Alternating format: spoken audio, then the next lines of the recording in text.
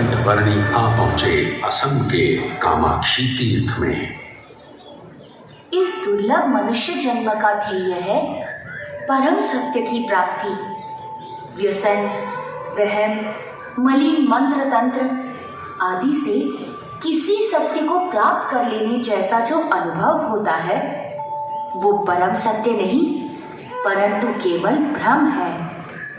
परम सत्य तो केवल एक ही है जो जन्म मरण के चक्कर से मुक्त करके आत्यंतिक मोक्ष प्राप्त करवाता है।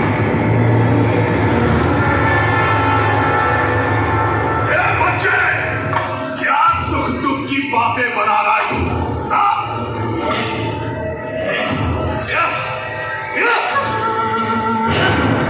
अरे यहाँ मेरे साम्राज्य में सबके लिए केवल एक ही वस्तु प्राप्त है और वो है सुख, सुख और सुख।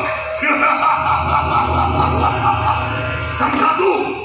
सुख या सुख का भ्रम? सुख, केवल सुख, केवल एक सच्चे उपासक की तरह उपासना करके हर एक सुख को सिद्ध किया है मैंने और गले तक मदिरा का पान करके उन हर एक सुख के नशे में रहता हूं मैं। इसीलिए पीपैक कहलाता हूं मैं, पीपैक।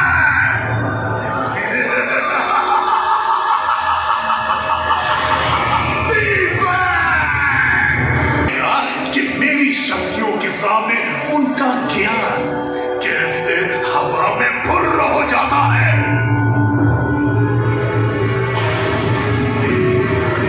फट, ओम ह्रीं क्लीं फट, ओम ह्रीं क्लीं फट। ये देख मेरी शक्ति ठोकरे, ये देख।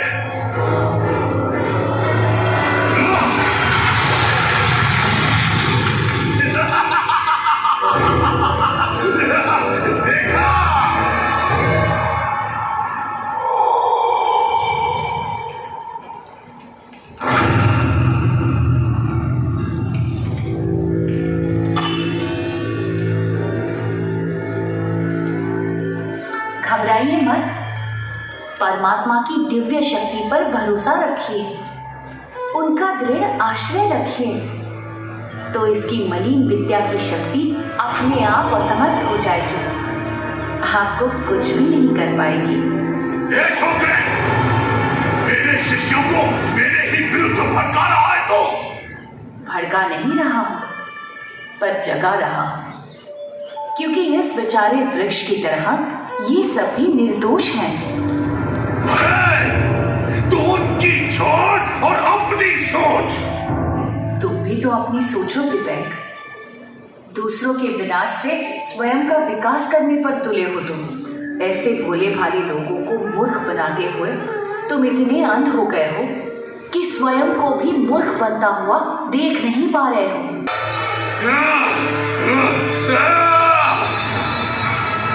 तू ऐसे नहीं समझेगा, अब तुझे मारना ही पड़ेगा।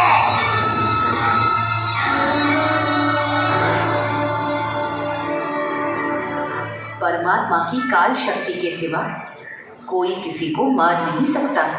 अरे तुझे मारने के लिए तो मेरी शक्ति ही काफी है।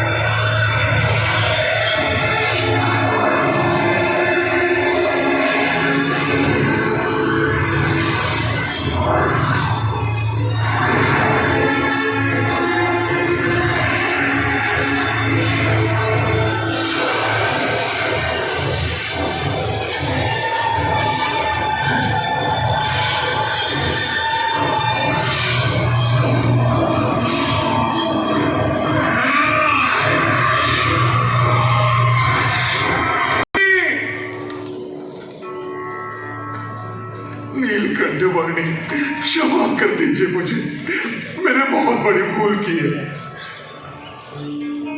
अरे पीबे, गुरुदेव, मुझे क्षमा कर दीजिए गुरुदेव, और मुझे अपना शिष्य स्वीकार कर लीजिए। कल रात को मैंने मेरे सभी आराध्यों का फिर से आह्वान किया और उनसे कहा कि वे आपका नाश कर दें, तो उन्होंने तो मुझे ही बहुत मारा, पटक पटक कर धो दिया मुझे, और उन्होंने कहा कि आप तो सबके स्वामी, सर्वोपरि परमात्मा है। मुझे क्षमा कर दीजिए प्रभु, मुझे क्षमा कर दीजिए, मैं भी भटक गया था। कोई बात नहीं विवेक, मार्ग से भटक जाने का अर्थ हमेशा ध्येय से भटक जाना ही नहीं होता। तुम्हारे पूर्व जन्मों की भूलों को तुम अज्ञान के कारण भूल गए हो, वैसे ही इस जन्म की भूलों को ज्ञान से भुला